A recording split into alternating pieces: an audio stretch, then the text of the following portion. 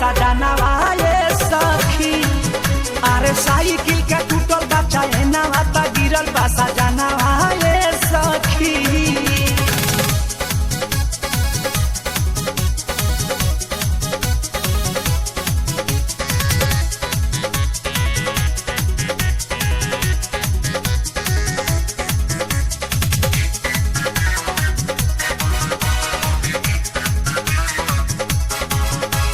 ससुरा में रही थी त झाड़ के उठई थी, सैया जी के दवा पीरो अपना करई थी।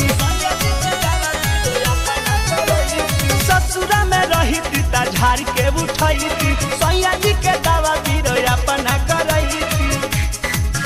अब तो